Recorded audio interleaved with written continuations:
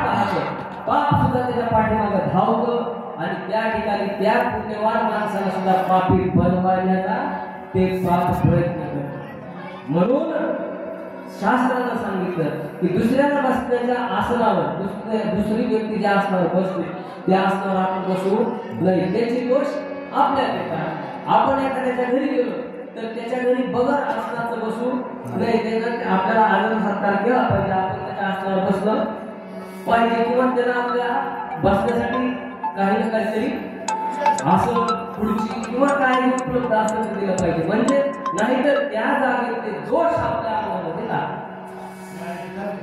म्हणून एखाद्या व्यक्तीची टोपी जर आपण आपल्या डोक्यावर घातली तरी सुद्धा त्याचे दोष आपल्याला लागतात। दोष शब्दाचा अर्थ सरळ सरळ पाप असा लक्षात घ्या।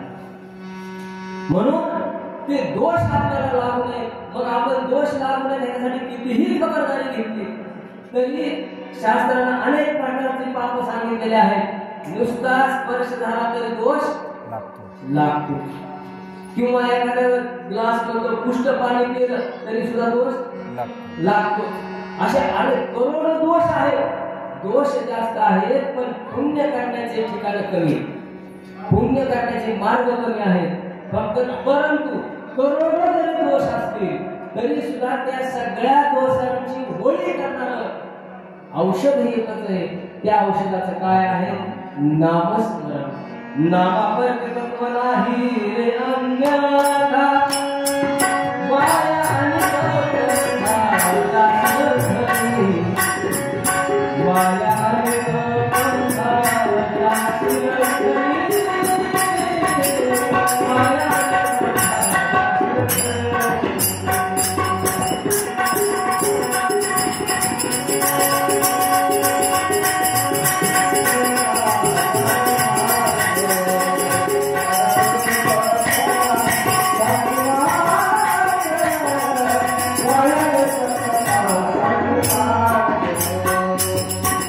संपूर्ण समग्र हरिपाठ नावाचा ग्रंथ आहे। त्याच्यामध्ये वेद शास्त्र उपनिषद पुराण 7 5 3 दशकांचा मेळा अशा खूप भाषेमध्ये सुद्धा तत्वज्ञान मार्गाने सांगितले, ज्ञान सांगितले। परंतु सगळं जरी ज्ञान त्याच्यात दिलेलं असेल तरी सुद्धा त्या ज्ञानापेक्षा काय श्रेष्ठ आहे? हरिमुखे म्हणा, हरिमुखे म्हणा पुण्याची गणना कोण करेल, त्याची गणना कोणीही करू शकत नाही। म्हणून हरिबुद्धी जपे तोलर दुर्लभ वाचेसी संगत जपे आहे, असे अनेक प्रमाण नामाबद्दलचे देता येतील। जगद्गुरु तुकोबारायांच्या नामपर प्रकरणामध्ये गाठ्यातील नामपर प्रकरण सुद्धा हे सांगतं, वैकुंठा जावया तपाचे सायास लागे जीवानाश करणे बहु, तया पुंडलिके केला उपकार।